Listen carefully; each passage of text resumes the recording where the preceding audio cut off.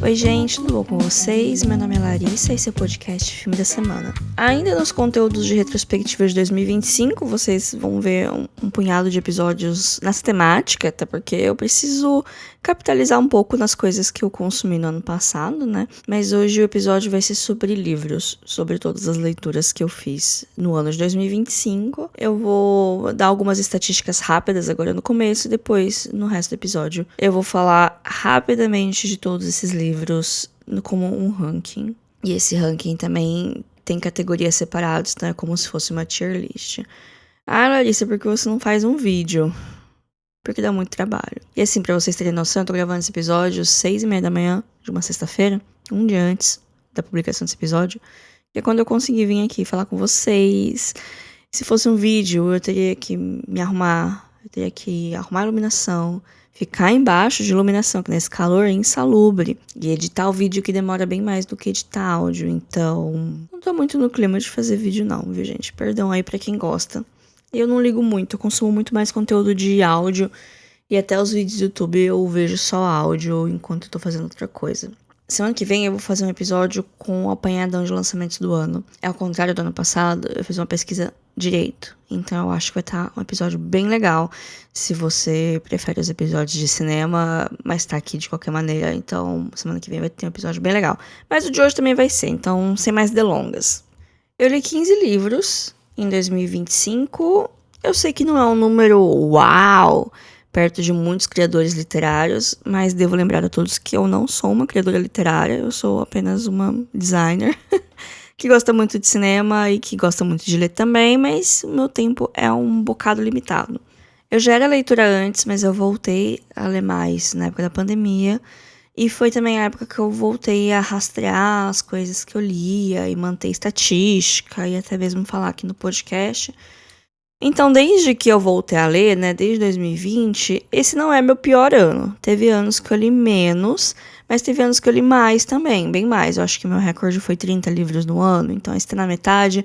Mas também teve ano que eu li, sei lá, 8. Então, não se comparem, cada ano é um ano diferente. Eu achei que 15 foi um número bom, porque é acima de um livro por mês, que geralmente é o que eu quero, assim. Eu tento ler 2 por mês, nem sempre eu consigo. Queria ter terminado com uns 20, mas terminei com 15 e tá bom demais. Esses 15 livros somam 5.250 páginas, o que dá uma média de 350 páginas por livro. Não foi exatamente isso que eu li bastante livro curto, mas eu também li bastante livro bem comprido, então por isso que ficou essa média aí. Um número bom, 350 páginas é um livro que começa a ficar grosso, assim, então uma boa média. Foi praticamente metade entre autores homens e autores mulheres. Eu li 7 livros de autoras mulheres e 8 de autores homens. Falando das nacionalidades dos autores, 4 livros que eu li são de autores brasileiros, 4 são de autores estadunidenses. Então consegui manter um certo balanço aí das coisas que eu li. E além disso, eu li um autor francês, um autor inglês, um autor italiano, uma autora chilena e um autor argelino. 14 dos livros eu li em língua portuguesa, apenas um eu li em inglês.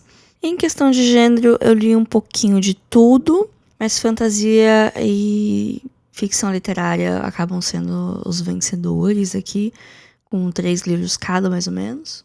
Apesar de que eu não sou muito consistente em marcar o gênero de cada livro, porque vários livros transitam entre gêneros e entre temas, e cada hora eu coloco uma coisa nessa categoria. Que eu tenho um Excel com os dados de todos os livros que eu li. Assim, dados que eu acho relevante.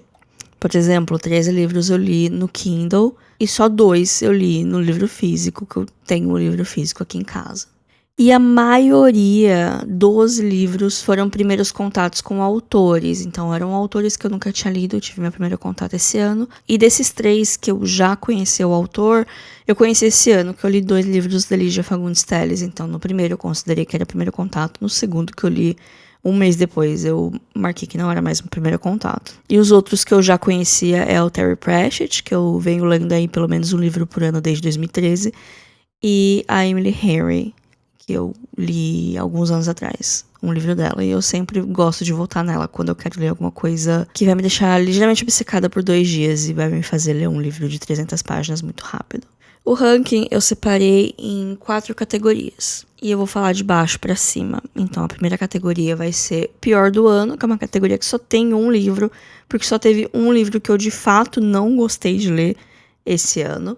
Depois tem os médios, que são livros que, assim, eu não detestei, mas eu também não morri de amores, tenho uma relação complicada com eles. Depois tem os que eu gostei, que são livros que eu gostei de ter lido, eu dei entre 3,5 e 4, assim, de nota. Foi legal, é uma recomendação, mas não é uma coisa assim que virou um favorito. Não foi algo que eu amei tudo. Às vezes tiveram alguns percalços na leitura, ou às vezes eles empalidecem perto dos favoritos. E aí tem a categoria dos favoritos, que é o lugar mais movimentado desse ranking, que é o lugar onde tem mais livros, tem 6 livros, praticamente metade da seleção eu botei entre favoritos, que foram livros que eu gostei muito, livros que eu dei entre 4 e 5 estrelas. Eu vario muito o jeito que eu avalio os livros de acordo com o que eu tô sentindo no momento. Mas um livro 4 estrelas pode tanto ter ficado na parte de favorito quanto na parte de gostei, mas faltou alguma coisa. Mas eu acho que as 2 últimas categorias são recomendações válidas. As 2 primeiras são recomendações tipo, então não sei, mas talvez alguém goste. Vou falar muito, muito rapidamente das minhas impressões dos livros. Não vou entrar em spoiler e eu também não vou entrar em grandes detalhes da história deles. Então vamos lá. Em último lugar, o único livro que eu não gostei desse ano é Os Imortalistas, da Chloe Benjamin. É um livro recente, dos últimos 10 anos, que chegou aqui no Brasil há pouco tempo. Eu lembro de ter ouvido falar um pouco nos BookTok da vida. Eu comprei por um impulso, porque eu achei a capa bonita e a sinopse interessante. Eu vi umas 2 pessoas falando bem, falei, vou comprar, tava barato. Era numa época onde eu era bem impulsiva, assim, com algumas compras de livro físico, que é uma fase que já acabou da minha vida, graças a Deus. E eu li esse livro logo em seguida de ter lido Casa dos Espíritos. E eles têm algumas semelhanças, assim, pra mim é óbvio que a autora já leu A Casa dos Espíritos, porque eu acho que tem uma influência ali na parte do drama familiar, na parte de flertar com realismo fantástico. Mas, em comparação, é muito, muito inferior. Ele quer fazer muitas coisas, mas ele não emociona. A autora quer escrever coisas muito profundas, ela usa frases muito longas. E você se perde um pouco nelas, né? Tem uma pretensão nesse livro que eu não comprei, que eu não caí. E eu acabei não gostando tanto. Principalmente porque eu tinha acabado de ler A Casa dos Espíritos, que é um livro incrível. É o meu favorito do ano. Spoiler, né, gente? Se tornou um dos meus favoritos da vida. Então, ler um livro tão parecido, mas nem um 10% da força foi esquisito. E aí, acabou sendo o livro que eu menos gostei de ler em 2025. Agora, a categoria são os livros que ficaram ali na média, que eu não odiei, mas também não amei. Tenho questões. Em 14º lugar, A Mulher que Chora, do Sutong. É um livro chinês que ele reconta uma lenda que parece que é bem conhecida lá na China. Ele tem um tom de fábula, tem um negócio que ele parece usar muitos símbolos culturais que me escapam, porque eu não tenho muito conhecimento da cultura chinesa e do que as coisas simbolizam lá. Então teve vários momentos que eu fiquei pensando que aquelas partes significavam coisas a mais do que eu tava lendo, né? Você lê a frase e aí você pensa, o que isso significa? O que ele quis dizer, o que ele não quis dizer aqui. Então eu percebi que muitas coisas me escapavam. E eu também não encontrei muito conteúdo sobre esse livro em português pra falar. Nem em inglês tanto assim, pra entrar mais em profundidade das coisas, dos assuntos, dos temas. Então eu fiquei um pouco perdida. Assim, foi um livro que eu gostei de ter lido. Principalmente depois que eu terminei a leitura, eu fiquei, ai, nossa, que bom que eu li esse livro, né? É tão diferente do que eu tô acostumada a ler. E como eu li com meus amigos no clube do livro que a gente tem, a gente ficou conversando depois. E aí o livro deu uma crescidinha nesse momento. Mas enquanto eu tava lendo ele, eu tava achando ele muito chato. Eu não via a hora que terminasse. Então ele meio que ficou por aqui. Depois eu coloquei O Baú do Zumbi Gelado, do Rafael Westenfelder. É um conto, na verdade, não chega a ser um livro de longa-metragem, por assim dizer. É um dos contos do Kindle Unlimited, que tava no meu Kindle fazia um certo tempo. E aí eu tava entre leituras, eu falei, por que não ler um conto aqui pra dar uma limpada na minha cabeça, ler uma coisa rápida. E aí eu li ele num dia, assim, que eu sentei pra ler. E foi legal. É uma ficção científica ali com umas 50 páginas que ele se resolve ali mesmo. Foi legal, foi divertido, mas justamente talvez por ser nesse formato curto, eu acabei esquecendo dele pouco tempo depois e então aqui ele está no meu ranking. Depois vem Babel, da Rebecca Kuang. É um livro recente, é um livro hypado nas redes. E é um dos livros grandes, né, com 600 páginas, que deu uma inflada no meu paginômetro, por assim dizer. Era um livro que eu tinha uma certa expectativa, porque eu ouvi bastante pessoa falando bem, eu vi algumas pessoas falando meio médio dele assim, mas eu tava animada por ser uma fantasia de volume único, eu sempre fico muito animada com as possibilidades. E assim, eu achei o livro legal, eu tinha vontade de ler ele enquanto estava lendo ele, só que eu achei a mão da autora muito pesada para direcionar o nosso pensamento sobre algumas coisas, para explicar o que ela queria dizer com aquelas palavras o tempo todo. Não sobra muito espaço para interpretação. Eu imagino que ela não queria que as pessoas desviassem muito da intenção dela, da crítica que ela queria tecer. E aí, com isso, ela deixou didático demais. Ela se repete muito para passar a mensagem dela e eu comecei a ficar irritada, porque eu sou uma mulher de mais de 30 anos, eu não tô começando nesse mundo agora. E aí eu sentia que ela não confiava no meu potencial para entender. Eu fiquei até pensando, nossa, será que esse livro é para um público muito mais novo do que eu? Ou será que ela tá pensando que estadunidense é tudo burro, então ela precisa mastigar tanto assim a mensagem? Não sei. Então ficou esse negócio, tipo, a história é legal. Ele tem um negócio de magia bem interessante, é uma coisa meio Dark Academia, porque boa parte dela se passa numa escola. Não é exatamente uma escola de magia, mas meio que envolve mágica. Mas os personagens são muito rasos. Tem um grupo de amigos ali que a gente acompanha, mas nenhum deles tem uma voz muito marcante. E aí, da metade pro final, as coisas ficam muito complicadas e não gostei do final dele também. Então tem isso, acho que as últimas 100 páginas é uma loucura, tem muita coisa acontecendo, então eu li muito rápido, mas cada página que eu li eu ficava, gente, não acredito nisso, não aguento mais isso. Então no final, acabou ficando por aqui, nessa parte de baixo do ranking.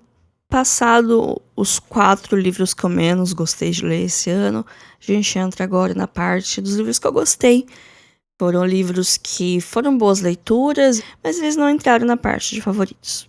Começando por Nem Te Conto, da Emily Henry. É uma comédia romântica enorme, com mais de 400 páginas que eu li, sei lá, em 3 dias, porque eu tava meio tristinha, queria ler alguma coisa pra me animar. E nesse tipo de situação, geralmente eu pego ou um romance, entre aspas, bobo, ou um livro de suspense e mistério também, que vai me deixar obcecada ali por alguns dias. E esse é o jeito que funciona essas coisas pra mim. Eu tenho que ler muito rápido. Senão, se eu pensar demais sobre o que tá rolando ali, eu começo a ficar irritada e já desgosto do livro. Porque eu não sou muita pessoa do romance, eu leio muito pouco, eu não tenho muito saco. Eu estou percebendo que eu estou sem saco pra romances no cinema, né? Porque ultimamente eu não tô comprando muitos romances que eu tenho visto. Sei lá, né? Eu tô atualmente vendo a 3ª temporada de Bridgerton, que eu não tinha visto ainda, e eu tô achando tudo um saco. Mas enfim, Nem Te Conto eu li em junho, se não me engano, então já faz uns 6 meses. Eu lembro bem da história dele, o que é um bônus pro livro, porque tem alguns livros que eu leio e dali 2 meses já nem lembro mais do que estava acontecendo. Eu gosto muito da premissa desse livro, que eu acho ela bem absurda e foi por isso que eu peguei ele. E realmente, ela é um bocadinho absurda, o livro brinca com isso. E tem várias coisas, várias decisões que ele toma que eu acho interessantes. Tem várias decisões que é pra criar conflito e aí eu começo a ficar irritada. Porque, tipo, gente, é só se conversar, é só mandar um zap e resolver esse grande mal-entendido. Porque, na verdade, é um livro que não tem grandes mal-entendidos. O maior mal-entendido de todos, no final, é uma coisa que é fácil de resolver e, eventualmente, ele se resolve. Mas é pra criar aquela tensão, né, na parte final do livro, onde o casal precisa se desencontrar. Uma coisa que me irrita um pouco em romance é o quão formulaico eles são. Mas de vez em quando eu leio, às vezes é o que eu preciso, é aquela coisinha formulaica e saber que tudo vai terminar bem. Eu gostei do casal, eu achei divertido, eu gosto dos livros da Emily Henry. Como eu disse, sou uma leitora bem casual de romance, então Eu aprecio uns clichês, assim, umas 2 vezes no ano, mas eu não consigo ficar lendo um romance atrás do outro. Na verdade, eu não consigo ficar repetindo muitos gêneros um atrás do outro. Eu preciso dar uma variada, porque senão eu enjoo, senão eu fico cansada e isso me deixa mal-humorada. Depois vem O Colibri, do Sandro Veronese. Também é um livro que eu li com minhas amigas no Clube do Livro. É um livro italiano, também de publicação recente, ele ganhou vários prêmios. Ele tem uma adaptação no cinema que eu assisti alguns anos atrás em alguma cabininha de imprensa. Eu devo ter comentado aqui, acho que em 2022 ou 2021. Não, acho que deve ter sido 2022, que foi o ano que eu vi mais filme, assim. Porque ele sumiu da minha mente. E enquanto eu estava lendo o livro, teve uma passagem muito específica.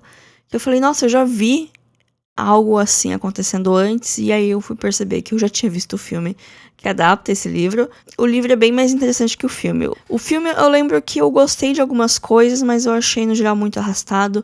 Eu achei o protagonista meio sem carisma. É meio que acontece aqui. Eu não acho o livro arrastado, mas eu acho o protagonista bem sem carisma, mas faz sentido dentro da proposta, que é melhor explorada do que no filme em si. É uma dessas histórias que vão se passar ao longo de muitos anos, acompanhando a vida de uma pessoa e das pessoas à volta dele. Ele não é linear, o que eu achei bem interessante, porque assim, ele te provoca com conhecimentos do futuro enquanto você está no passado, e aí depois ele explica o que está acontecendo. Então, esse negócio da narrativa não ser linear é bem um truque para deixar o livro mais interessante. E foi uma boa leitura, no geral, assim. Tá aqui no meio do ranking. Depois vem O Talentoso Ripley, da Patricia Highsmith. Até agora, os livros que estão no meu ranking são livros de publicação nos últimos 10, 15 anos. Esse é o primeiro livro mais antigo. Eu achei curioso porque esse ano os livros mais antigos foram os que ficaram melhores colocados no meu ranking. Aliás, O Talentoso Ripley é de 55, gente. E ele se passa na época que ele foi escrito. E é muito louco você ler o livro e que você não percebe que tá nesse tempo tão antigo. Você percebe que é algum lugar do passado, porque tem algumas limitações tecnológicas, por assim dizer, algumas coisas que seriam melhores resolvidas se as pessoas tivessem algum jeito mais fácil de se comunicar. Mas é tanta loucura desse livro que você esquece que eles estão tão pra trás no tempo. E o jeito dela escrever também é bem contemporâneo, assim, é bem moderno, é bem dinâmico. É um livro que foi bem gostoso de ler, apesar da gente estar na cabeça de uma pessoa terrível, né? Que o Ripley é um personagem complexo. E eu nem acho que tem tanta camada de cinza, não. Eu acho que é pra gente entender que ele é uma pessoa ruim mesmo. Mas mesmo assim, a gente tá na cabeça dele e não temos escolhas e vamos ver todas as linhas de pensamentos mais tortas, com as justificativas mais bizonhas do mundo. E vamos lá curtir cada minuto daquilo, porque é um livro bastante instigante, assim. Ele tem uns momentos que ficam um pouquinho mais parados, mas ele tem uma premissa absurda que eu achava que ia demorar, assim, metade pra acontecer as coisas que fala a sinopse e aí o personagem lidar com as consequências. Mas não, com 30% ele já tá matando gente já. E eu fico, meu Deus! E agora? O que vai acontecer? E aí acontece um monte de coisa. Gostei bastante do livro. Apesar de ser irritante ficar na cabeça do Ripley o tempo todo, ele é uma pessoa muito corrupta, ele é uma pessoa que eu não vou defender, mas foi divertido. Porém, não me deu vontade de ler as continuações. Eu acho que tem uns 5 livros nessa série. E assim, eu gostei. Mas não a ponto de querer ler mais livros, de saber mais coisas que acontecem com ele. Depois vem As Relações Perigosas, do Cordelo de Laclos. É o livro mais antigo aqui da minha lista. Ele foi publicado em 1782.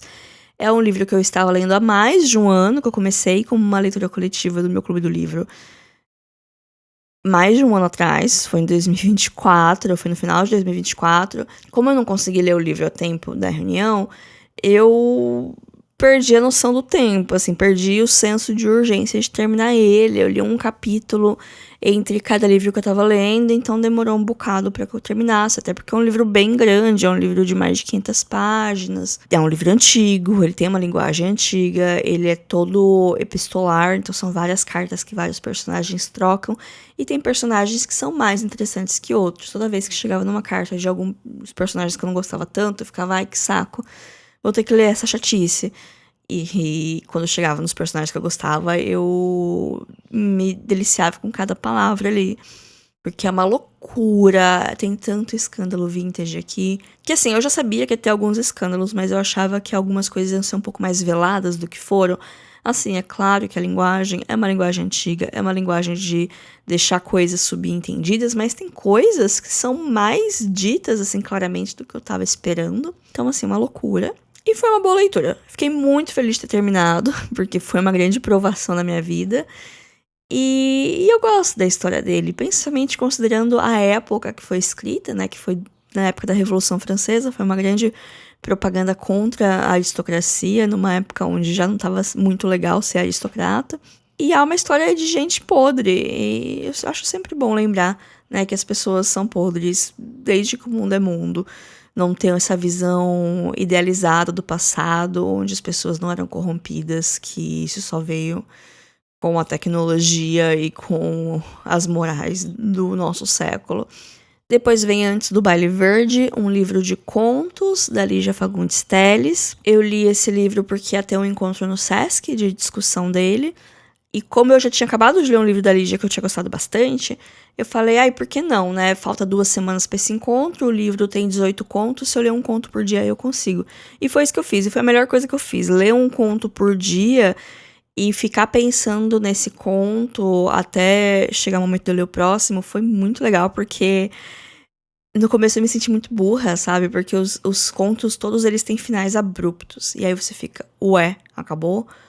Mas aí você fica pensando sobre o que você leu, e aí as coisas começam a fazer mais ou menos sentido, e depois, e no encontro, tudo clareou muito, né? Porque nada como ouvir uma professora falando sobre os contos e sobre símbolos e sobre coisas para se prestar atenção, que às vezes um leitor casual vai ler e não vai prestar atenção nessas coisas específicas. Então, ter essa leitura guiada ajudou bastante.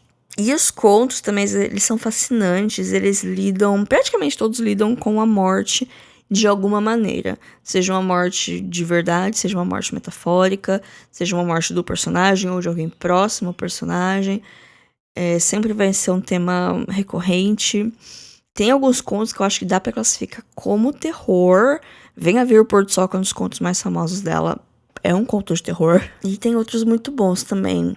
Eu não recomendo isso pra leitor iniciante, pra um leitor casual demais. Eu acho que precisa ter um aprofundamento maior pra você não ficar tipo, meu Deus, o que aconteceu aqui? Acabou do nada. Mas pra quem tá afim de mergulhar mais, é ótimo. Eu gosto muito da escrita da Lígia e foi um ótimo livro. E vamos agora pros grandes favoritos do ano.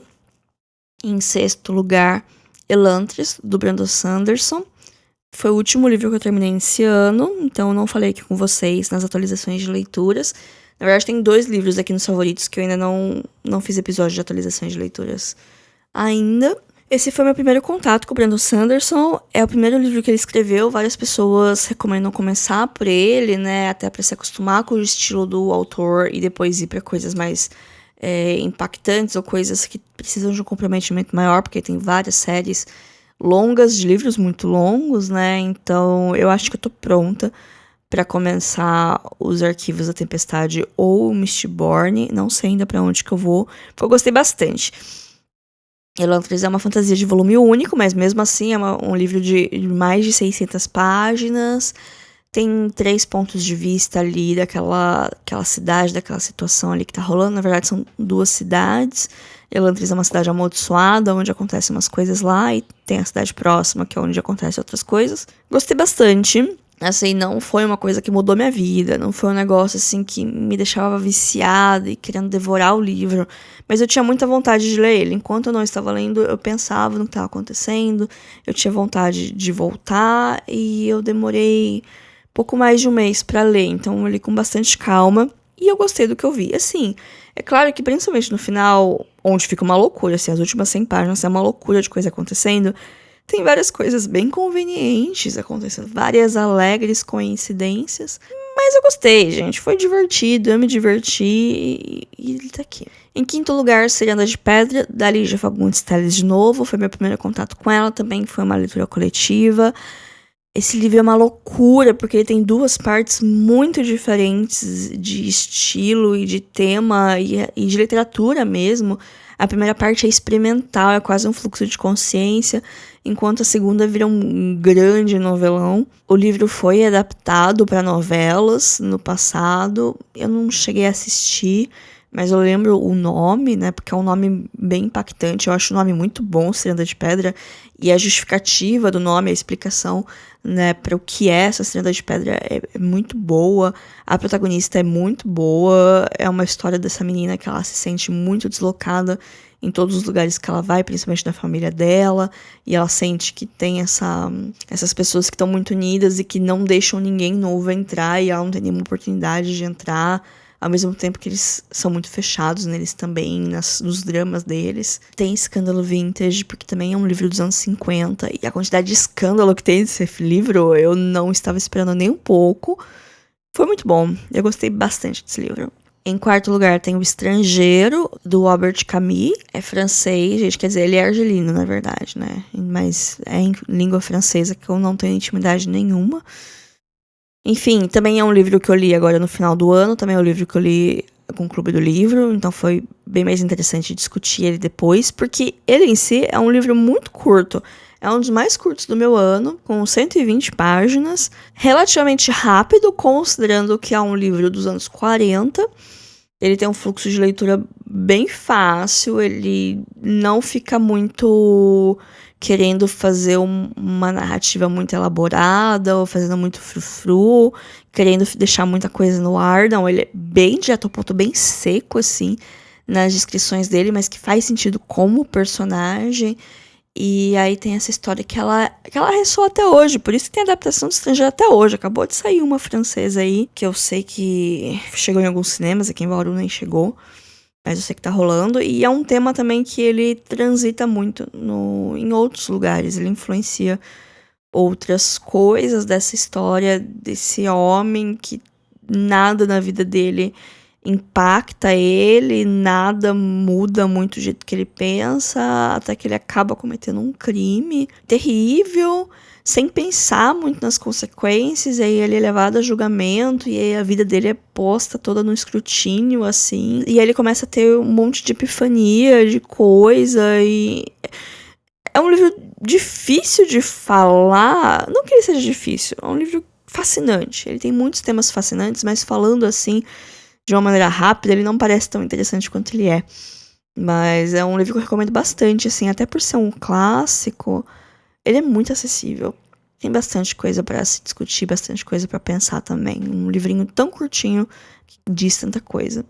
Agora a gente vai pros livros 5 estrelas. Foram 3 livros que eu dei 5 estrelas esse ano, começando por Gabriela Cravo Canela, do Jorge Amado. Meu primeiro contato com o autor é um pouquinho de vergonha, né? Porque é um dos maiores autores de língua portuguesa que a gente tem aqui no Brasil, principalmente do século XX. Porque o maior autor de língua portuguesa, pra mim, é Machado. Mas li Gabriela e eu não tava querendo ler esse livro. Foi um livro que ganhou no Clube do Livro, que eu fiquei com preguiça, porque ele também é bem comprido.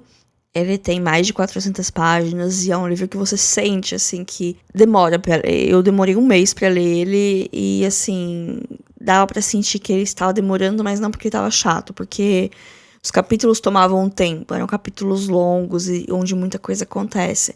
E esse livro é uma loucura, porque, né, tem a história da Gabriela, tem a história do romance dela com o Nassib, que essa é a sinopse do livro, mas o livro é muito mais. O livro é o retrato dessa cidade nessa época.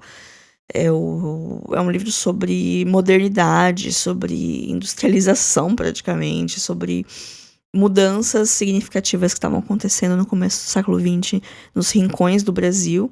E é muito legal o jeito que ele constrói essa ambientação, que a gente sente que a gente está lá em Ilhéus e a gente consegue sentir o movimento da cidade, consegue sentir o coração pulsante da cidade, com aquele monte de personagem que vai e volta e acrescenta e faz as coisas. E aí, no fundo, tem a Gabriela também, que ela é incrível, ela é fascinante.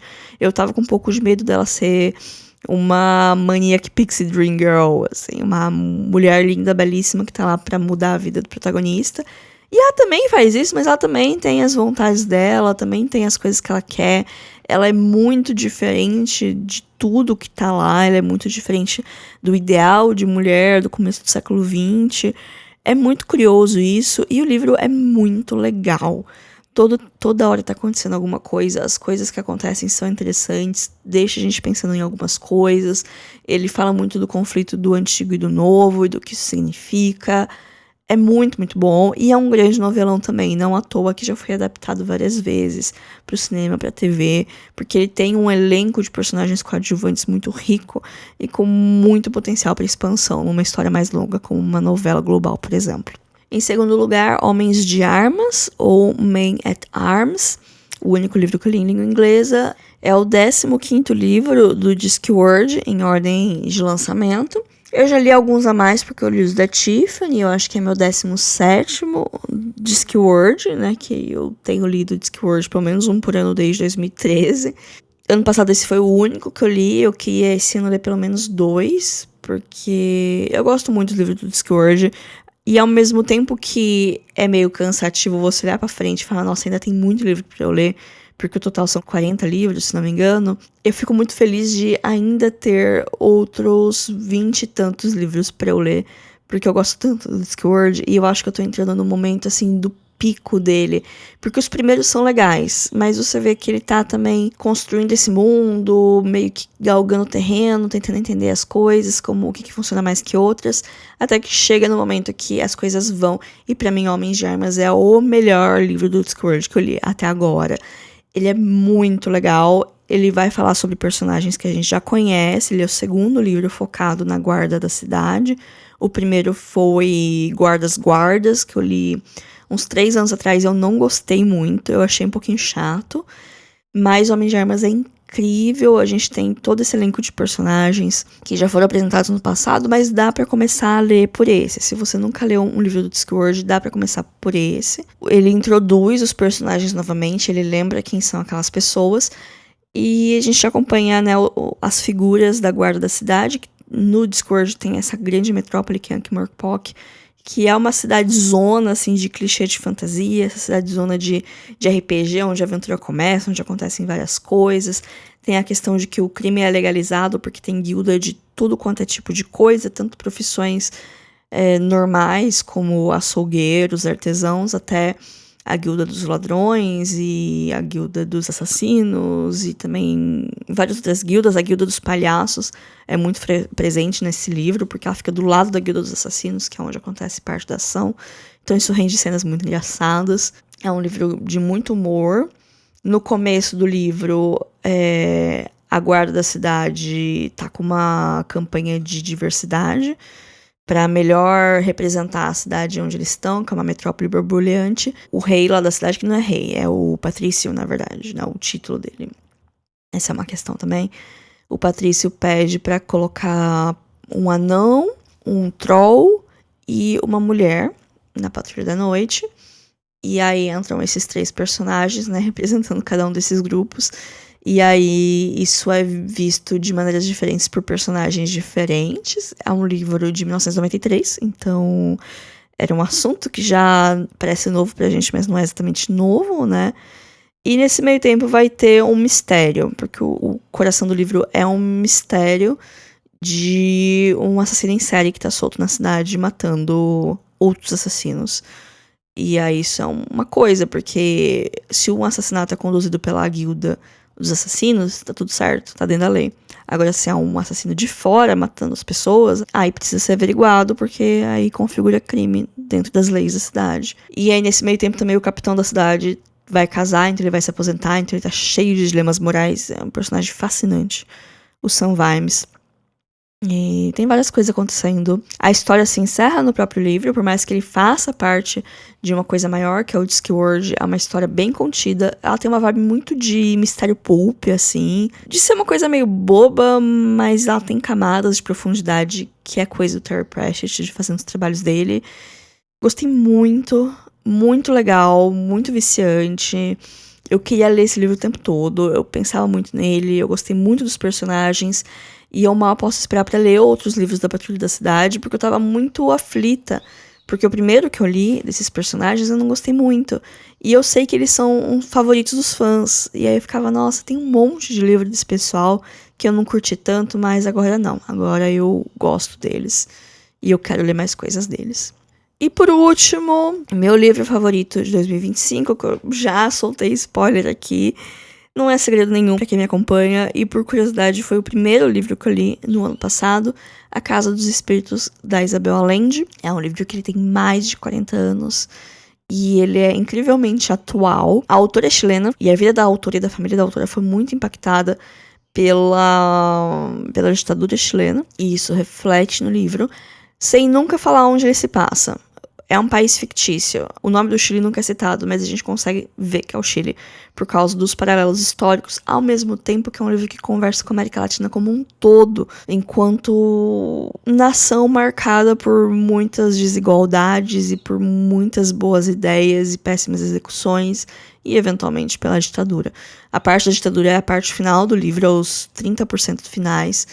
Ela vai se passar ao longo de quase um século, vai acompanhar essa família ao longo de 4 gerações. Na verdade, tem uma protagonista muito clara, que é a Clara, mas acompanha também a família dela por alguns anos depois dela, porque é um livro que vai se passar ao longo do século XX. Ele começa lá no começo do século XX e ele vai acabar próximo aos anos 80, que é a data que ele foi publicado. E é muito bom esse livro. Ele dá voltas, assim, ele faz pausas pra contar pequenos causos daquela família, pequenas histórias, e aí aparece um personagem, e ele fala umas curiosidades daquele personagem, antes daquele personagem fazer a ação dele sumir e voltar lá no final do livro. É um elenco muito rico de personagens e todos eles são muito interessantes. Todos eles você quer ver mais e nenhum deles parece subutilizado.